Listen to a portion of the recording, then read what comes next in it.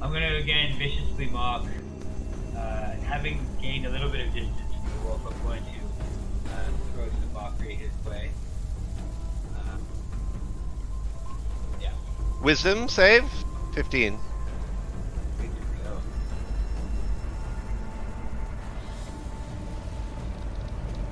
I guess it's not that vicious, my mocking. It's like no big deal. All right. Do you want to move at all, or are you done? Yeah, I'll do it. I'll move it far west if I can.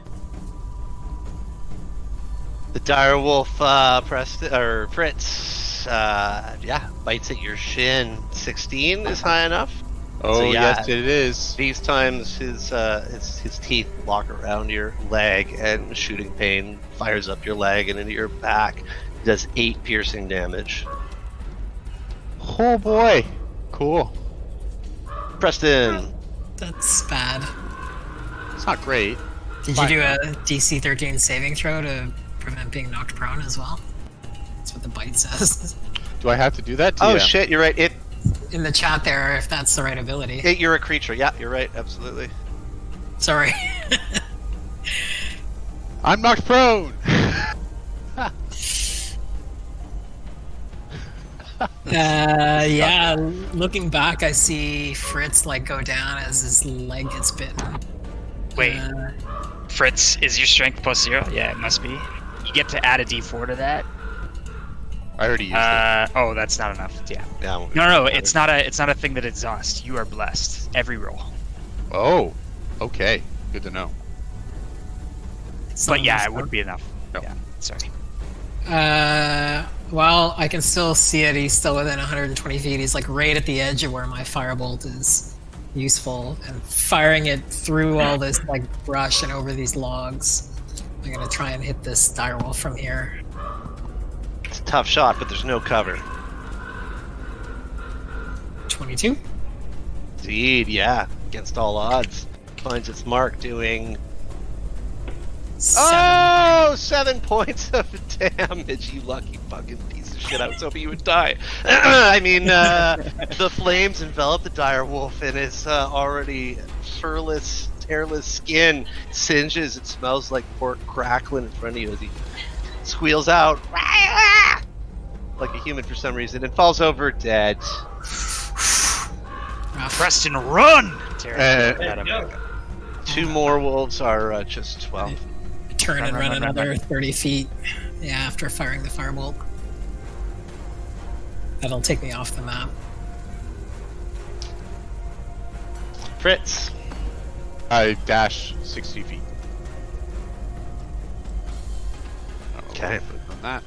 The rest of you are fleeing to the west. We can expedite this because the 2 dire wolves that are there, the black, larger one is behind them another 40 feet, slowly padding forwards. They're not chasing you anymore, but they've run in front and are like now snouting, pushing up with their snouts against them like this dead creature. And suddenly, violently, one of them buries its snout into the dead man's guts and starts tearing out his innards.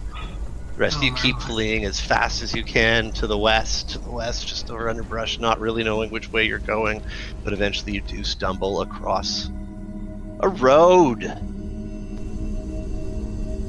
Whew, that was close, Fritz. How's your leg? My sincerest apologies, friends. My pride got the better of me. My leg is, well, I'm okay. I'm hanging on by a thread, but we just need to make it through the night. Maybe a short rest of some sort. We can drink some water. Tarek's gonna walk up to Fritz and put his hands on either side of his head and look into his eyes, try to see if he's concussed or what's going on medically. And then I'm Look gonna at him. cast. Oh, sorry. Oh, I was just going to give you a description because he's near death. Oh, okay. That's all. Yeah, he is concussed and there's blood gushing out of his legs, literally on his last leg. And I'm going to cast, as I clasp my hands on his instantly seeing, I'm going to cast Cure Wounds. 1d8 plus 3? Plus 5. Plus 3.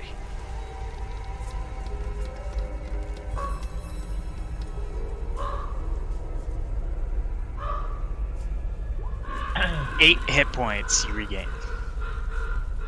Wow. Can I have more than hit points than my character sheet says? No.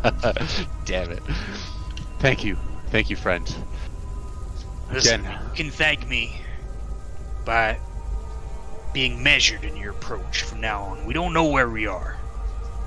Just please promise me from here on out, you're not going to do anything impulsive. Tarek, that's a fine lesson for you to bestow upon me. You have my word. All right now. As far as I'm concerned, the 4 of us here are the only people that we can really trust around here. No more gypsies, no more wine drinking, until we figure out what's going on. Be on high alert, everybody. Yeah. Yes, sir. All right. Black pools of water stand like mirrors in and around the muddy roadway. Giant trees loom on both sides of the road, their branches clawing at the mist. The road heads west and the road heads east. I think we have a decision laying before us. I'm going to Go ahead. Before we go anywhere. Oh, actually, no, I can't do that. That's all right. Yeah, I know what you mean. I'm a little exhausted from the spells that I've cast as well. We need somewhere to rest and recover and regroup. So let's head on down the road here as far as we can. Just keep your eyes open. Let's go. Which way are we going? Oh, West. I was East told is into trouble. West West. is away from it. You never know. Even a vision in your head, you can't trust it to be true. But we don't really have another option. We don't really have another real lead. I think we should go west. I think we should go away from these animals, whatever direction that may be. He makes a good point too. They're tracking us probably now. I don't think that would fill both of them. That meal they had back there. Let's go west. It is. The party starts heading west along the road and travel half an hour past, another half an hour. You slowly lose track of time as you're trudging along. It's hard to sort of tell without a direct sun what time of day it is. But yeah, a couple hours pass, and the fog spills out of the forest to swallow up the road behind you. Suddenly ahead, jutting from the impenetrable woods on both sides of the road, are high stone buttresses looming gray in the fog. Huge iron gates hang on the stonework. Just restart. Wow. Dew clings with cold tenacity to the rusted bars. 2 headless statues of armed guardians flank the gate, their heads now lying among the weeds at their feet. They greet you only with silence. Now, Arden, can you hear me? Yeah, I can hear you. Yeah. Now, you strike me as someone who can move quiet. Could you go take a look, and I'll put my hand on his shoulder and cast guidance again. Yeah. You've heard of my shows of pickpocketing. They're very famous. I've been touring around. Yes, I can do this. No problem. Yeah, we've all heard about him, mostly from you. Well, then But you're why- lucky. why- I'm the best orator to give them. Now that, I believe, is true. Why don't you hustle on up there and show us what's what? You know what? It's almost a blessing that your headsets are broken. This is. Yeah. Well, I mean, it's a little distracting, but it's a something. Yeah, I'll do that. Let's go. So what do you do? I'm gonna sneak up. Alright, make a stealth check, please. And add a 1d4. Whoop whoop. Tarek loves you. Tyr loves you, most of all.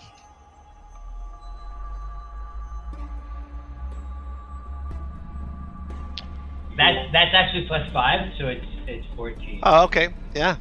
Yeah, the road is muddy, but you definitely choose the spots for your feet so not to squelch in the mud, find hard rocks, stuff. And you sneak up around the statues as though they might attack you at any time. You get to the gate, and it's closed. Is there any sort of is it locked or is it just?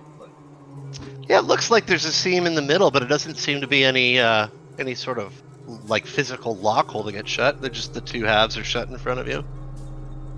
All right. Well, I'm gonna like try to kind of slowly pry the right side open. You try to push on it, it doesn't budge. You can't see where it would be locked. It looks like it should freely swing, but they won't move at all. The rest of the party is about 30 feet behind you. I'm gonna whisper yell, Art! Art, come back! I'm gonna hear him and. Yep, sure. Hey guys, I'm not sure where. It appears like I can't see anywhere where the gate would be locked, but maybe it's just my strength, but I can't open it. I'm thinking maybe incredibly creepy castle isn't the place that we should be seeking shelter at the moment. These look like high walls, to be sure, but you don't see any structures behind them. It doesn't look like a city necessarily, just like a long wall that stretches as far as you can see in either direction. Preston, what do you think? Let me take a look at the gate. Maybe we can unlock it. Y'all going up together, or? Yeah. I'll stand up and just start walking towards the gate. It looks like I don't see any creatures or anything. I'll follow. Plus, Arden's there. He can. Yeah. We'll go up together. Sure, get together. Fritz, you still have that letter in your pocket? Sure do. Yeah, you feel it move slightly, and maybe get warm. I'm not sure what it is at first, but it's definitely the letter. As you approach, the gates swing open in front of you. Weird. I don't. Yeah, you're not sure which letter it was, right? Are you carrying both of them? I'm only carrying the one. From the dead guy? From the dead guy. Okay, then you do know it's that one. So I say to the party, I hope this isn't too much information. Sorry, that's your accent. I hope this isn't too much information, but I thought I felt it move there for a second, if you know what I mean. It didn't. It's the letter. Isn't that weird? And it seems to open the gate. I don't know about this place. An invitation's an invitation, so I say we go. And don't worry about that copying me. Mimicry is the most sincere form of flattery. You just sound so handsome. Look, I look handsome too. You ain't seen my face? Let's not go too carried away. And let's walk on through these gates. We should talk less. And wait a minute. Who has the other letter? I thought you did. I handed it to you. Oh, yeah. I guess I read it. You're right. Okay. And I didn't feel this other letter. But I say to these guys, wait, that second letter we found, that was the one that was warning us to stay away. You sure you want to go in here? It did say, stay away. Maybe by unlocking this gate, it has guided us away from danger. Okay. It's one way to look at it. Yeah, I don't know what side of the gate we're on, I suppose. No, these statues are facing towards us. Well, if the gate's open, I mean, yeah, this is the outside. I don't know. Have you gone through it yet? Whatever. The gate's open. We should go through this gate. If a door opens for you, if Tyr opens a door, you gotta jump through a window, is a saying that we have in the church. Okay. Yeah. You walk through the gates together all at once, and the gates slam shut behind you. The letter in your pocket, Richard, starts to curl and yeah, like almost like it's on fire. It's still legible, but it's like it's rotted hundreds of years all of a sudden. The road continues in front of you, however, and you trudge down it. It's lonely dirt road. Not too far until you come across a fork in your path. Yeah, one path continues on into the distance. The other is very short. You can almost see the end of it. To your right leads to a cul-de-sac with a few sorrowful buildings rising out of the mist. Faintly, you hear the frightened cries of what sounds like a child.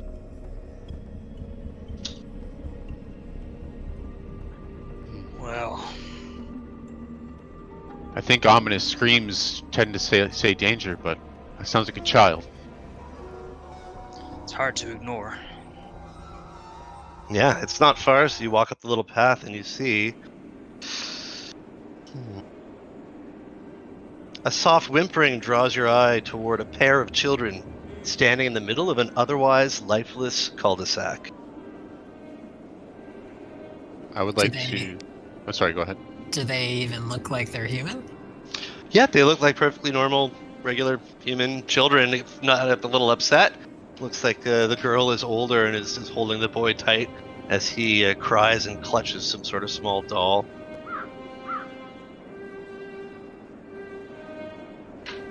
Well, Preston, Arden, go talk to them. I shove Arden forward.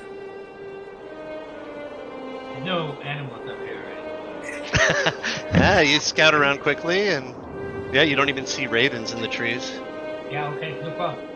Just be careful. Good, A lot I of don't children want act like animals. Why is that so loud? 1 sec. Okay.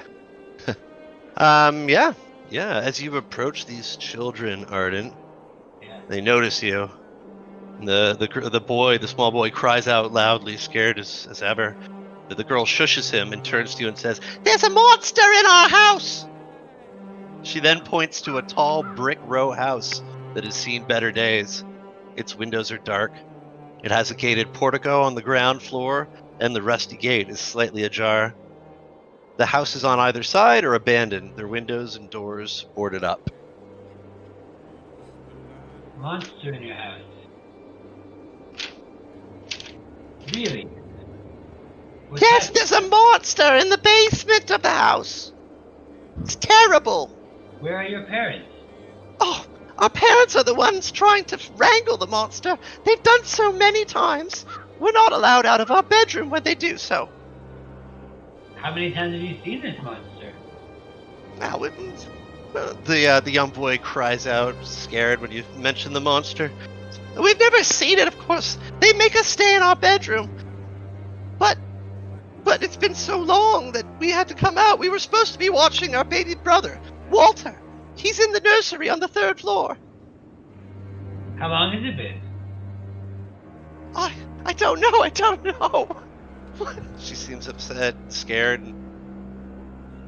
It's okay, guys. I'm gonna just sing them a little comforting song of perseverance and better Please days. make a performance check. You got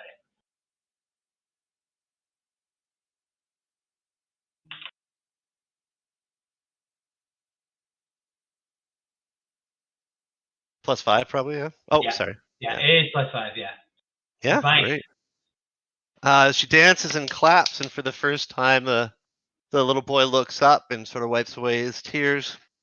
You have won their trust, and she explains to you their nursemaid, Margaret, is the one who used to look after Walter, but she recently quit, and so now she and her younger brother are in charge of looking after him.